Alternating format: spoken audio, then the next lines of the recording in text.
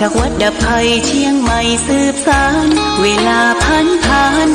131 ปีนานไกลวัดพระบาทอุดมรุ่งเรืองงามตาเจ้าน้อยบุญทาวงศาข้าหลวงบวงเชียงใหม่ปกครองหัวเมืองฟ้าทุ่มเทแรงกายแรงใจทุกชาติพันธุ์รวมใจรักษามัคคี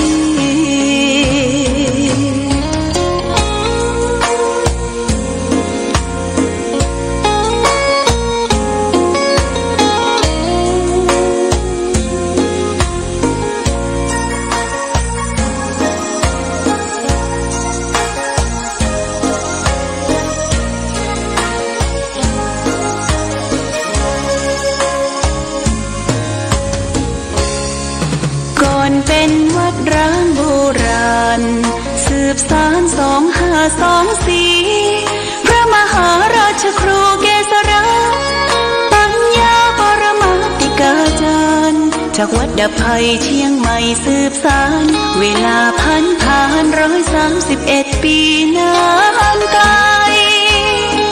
วัดพระบาทอุดมรุ่งเรืองงามตาเจ้าน้อยบุญทาวงศาข้าหลวงบวงเชียงใหม่ปกครองหัวเมืองฟ้าทุ่มเทแรงกายแรงใจ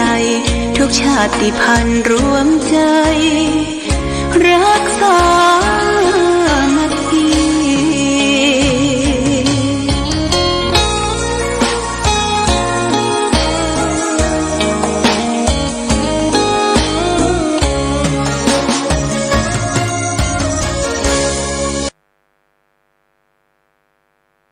เจริญสุขศรัทธาสาธุชนญาติโยมท่านพุทธบริษัททั้งหลายวันนี้รายการธรรมะประทีปส่องต่างก็ได้มาพบปะกับพ่อแม่พี่น้องศรัทธาสาธุชนญาติโยมแห่งครั้งหนึ่งวันนี้เป็นวันเสาร์ที่17เดือนสิงหาคมพุทธศักราช2567ซึ่งตรงกับเดือนเก้าใต้เดือน11เหนือขึ้น13ค่ำวันนี้ปีมะโรงขึ้น13ค่ำวันนี้เป็นวันดีขึ้น13ค่ำจางแก้วขึ้นสู่โรงธรรมวันเสาร์วันมั่นเหมาะแก่การที่จะทำมังคละมงคลขึ้นบ้านใหม่กินแขกแต่งงานวันนี้อากาศท้องถิ่นญาติโยมก็ฟ้าฝนก็ยังมืดครึ้มนะมืดครึ้มอยู่ตกปอดแปดก็ท้องฟ้าทั่วไปตามกรมอุตุนิยมวิทยาบอกว่าทางภาคเหนือตอนบนก็จะมีฟ้าฝนประมาณ 60% ที่ตกต้องระมัดระวังเช่นเดียวกันว่าระวังน้ำหลากน้ำท่วมแผ่นดินถล่มแผ่นดินพังตะวันนี้ก็ดูที่ลงข่าวทางภาคเหนือเฮาก็ตั้งบนเขาบนป่าขุนเขาก็มีน้ำหลากน้ำตกที่แม่แตงน้ำตกสาลิกาเนื้อน้ำตกอย่างเนี้ยเพิ่นห้ามเข้าเพราะว่าน้ำสีดำสีแดงตกลงมาจากน้ำตกทำให้จึงนองไปทั่วนี่ต้องระมัดระวังกันไปทั่วเกี่ยวกับดินฟ้าอากาศที่ยังมืดครึ้มกันฝนตกอย่างต่อเนื่องมาถึงปัจจุบัน วันนี้วันเสาร์ญาติโยมนะ เจิญศรัทธาสาธุชนผู้ปฏิบัติธรรมประจำวันเสาร์ขึ้นวัดขึ้นวาร่วมกันปฏิบัติธรรมทำวัดสวดมนต์เดินจงกรมเจริญสมาธิภาวนาประมาณสัก2 ชั่วโมงเก่งเนาะ9 โมงถึง 11 โมงเก่งที่บริเวณวิหารพระเจ้าละแข่งจันบนเชิญชวนญาติโยมสาธุชนทุกท่านเนอะได้มาร่วมโดยช่วยกันทำวัดสวดมนต์เจริญสมาธิภาวนาที่กำหนดเอาวันเสาร์นั้นเพราะว่าวันเสาร์เฮามีนัดกันนะปฏิบัติธรรมประจำวันเสาร์ทุกเสาร์ตั้งแต่2 ปี 3 ปีที่ผ่านพ้นมาก็ทำให้เฮาได้พัฒนาจิตใจเยือกเย็นขึ้นสงบขึ้นแล้วก็บ่ค่อยที่จะวุ่นวายเท่าใดก่อนการมาเฮาบ่ได้เข้าไปในการพัฒนาจิตใจเฮาก็มีแต่ความโลภความโกรธความหลงมันพดังปัญหาทุกสิ่งทุกอย่างเข้ามาในจิตในใจเฮาพอได้ร่วมกันประพฤติปฏิบัติธรรมเสียสละร่วมกันคือการรักษาศีลปั้มเพ็งเจริญภาวนาเฮาก็ได้รู้ได้ทราบในหลักของธรรมะในหลักของธรรมประพฤติปฏิบัติสิ่งที่เฮาเคยใครได้ใครมั่งใครมีเคยโกรธเคยเกลียดเคยจังไผนะคิดตัวเองลงตัวเก่าอยู่ในกามคุณ5รูปเสียงกลิ่นรสโผฏฐัพพะทั้งหลายทั้งปวงมันก็จะเบาบางลงญาติโยมเบาบางลงยิ่งไว้สังขารของเฮาเนี่ยแก่เท่าขึ้นมาเฮาก็พัฒนาตัวเองหาที่เปิ้งที่อาศัยเข้าวัดเข้าวานำพาชีวิตให้เกิดความสงบเย็นอยู่ในวัดในวาในสถานที่ปฏิบัติธรรมแล้วก็เชิญชวนญาติโยมท่านสาธุชนมีโอกาสและเวลาก็ควรที่จะได้พัฒนาตัวเองนึกถึงตัวเองตัวเก่าเฮาเคยตรากตรำทำงานมานักต่อนักเลี้ยงลูกเลี้ยงเต้าเสาะตำหำสู่มาตั้งแต่หลายปีดีดักตอนนี้อายุไขมันเข้าปัดฉิมวัยคือวัยสุดท้ายของชีวิตที่จะต้องพักผ่อนญาติโยมนะต้องพักผ่อนหย่อนใจทำบุญสูญตานไปเพื่อเป็นสละเป็นที่เปิ้งของชีวิตคนที่หูและเข้าใจก็ชักชวนคนอื่นที่ยังบ่มาที่ยังบ่ไปก็ได้มาได้ไปเข้าไปอยู่ร่วมกันพัฒนาจิตใจในฐานะที่เราเป็นผู้สืบทอดอายุของพระพุทธศาสนาพุทธศาสนาเป็นหลักธรรมคำสอนที่แก้ไขปัญหาทุกข์แก้ไขปัญหาตึงวันให้เราได้เบาบางลงทุกข์คือปัญหาคือทุกข์เราแก้ไขปัญหาทุกข์จู่ๆปัญหาจู่ๆมันจะเกิดขึ้นมาเองหาได้ใช่ไหมเราต้องรู้ต้นต่อต้นเหตุแห่งความทุกข์เมื่อรู้ต้นเหตุต้นต่อแห่งความทุกข์เราก็เดินทางในการดับทุกข์ไปตามศีลสมาธิและปัญญาเรียกว่าตามมรรคมีองค์8ประการมีความเห็นที่ถูกต้องความดำริที่ถูกต้องความพยายามที่ถูกต้องและความตั้งใจที่ถูกต้องและก็มีสติประคับประคองจิตใจกายวาจาของตนเองให้ถูกต้องอันใดที่มันถูกต้องเนี่ยเรียกว่าสัมมาทิฏฐิคือความทำที่ถูกต้อง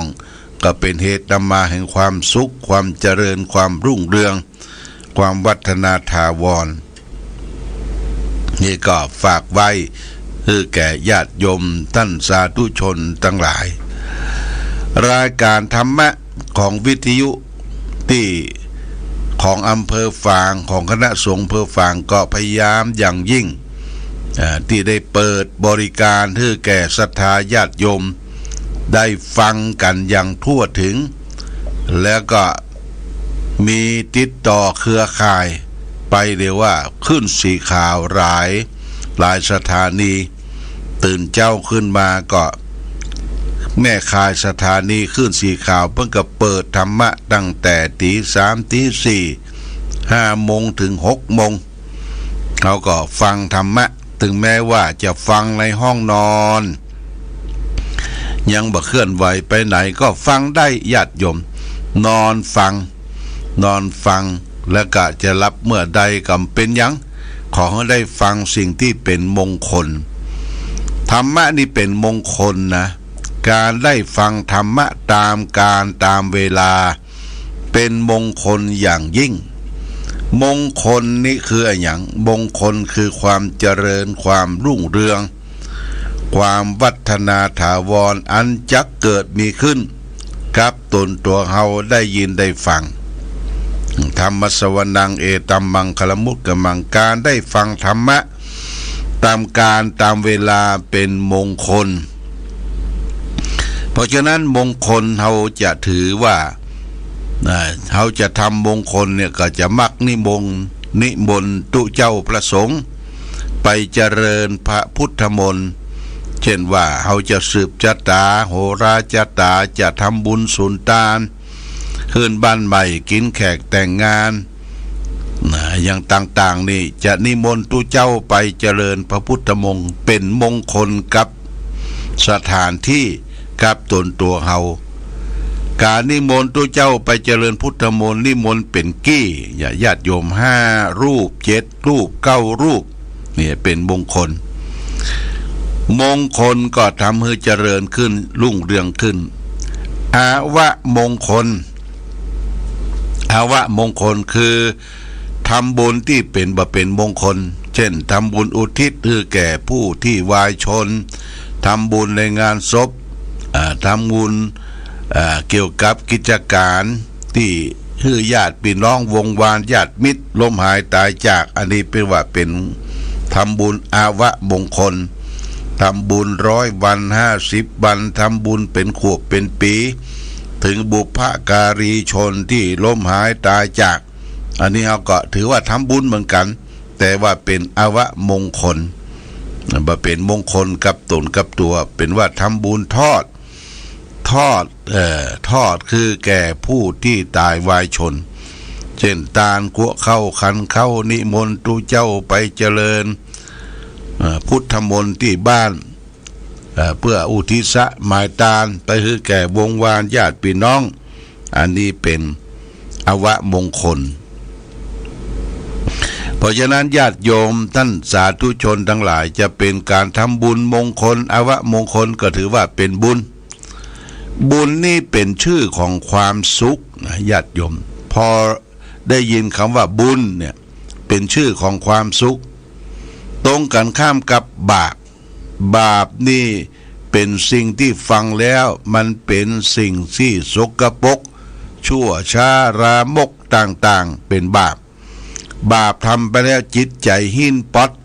จิตใจหวั่นไหวจิตใจบ่ปกติที่ทำบาปคือความหายนะคือความเสียหายตรงกันข้ามกับบุญทำบุญแล้วมันให้จิตใจของเฮาเนี่ยมีกำลังของจิตใจกำลังของบุญนี่1ประกอบด้วยศรัทธาความเชื่อความเลื่อมใสสิ่งที่เฮาทำลงไป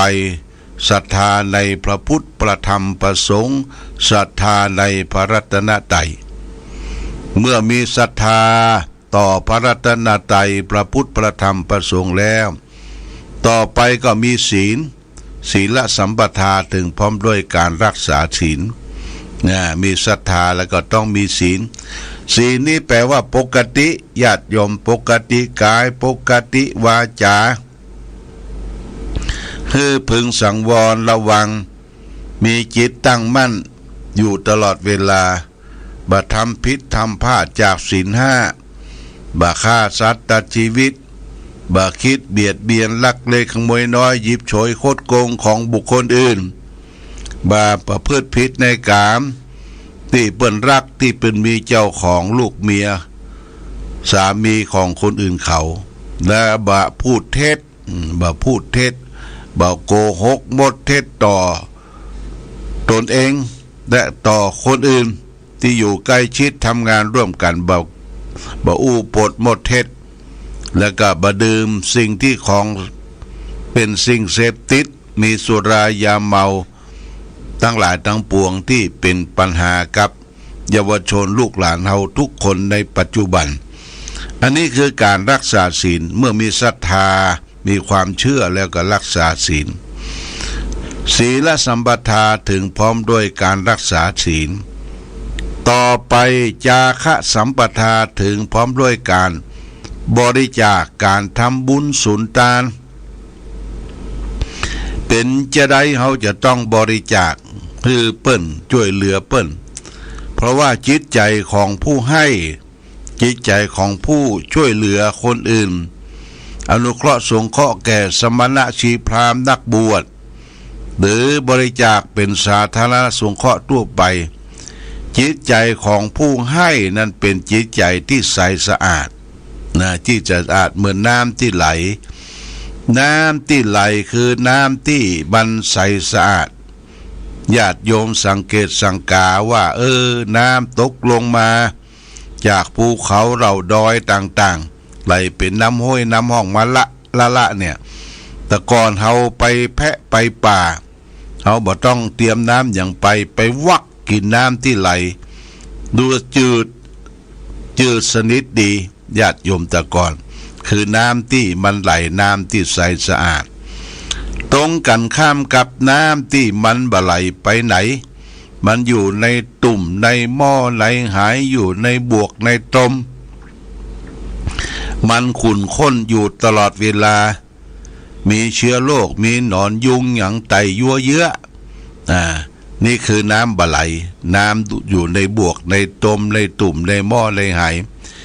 จิตใจของเฮาก็เช่นเดียวกันญาติโยมถ้าเฮารับอย่างเดียวเฮาบ่กินบ่จ่ายบ่ทานก็เหมือนจิตใจเหมือนกับน้ำในตุ่มในหม้อในหาย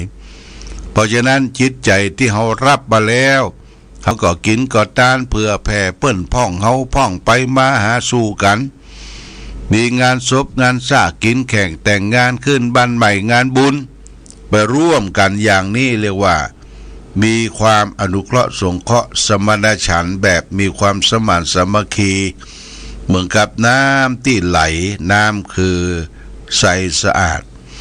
จิตใจของผู้ให้คือจิตใจที่ใสสะอาดเหมือนน้ำที่ไหลจากที่สูงลงสู่ที่ต่ำชั้นใด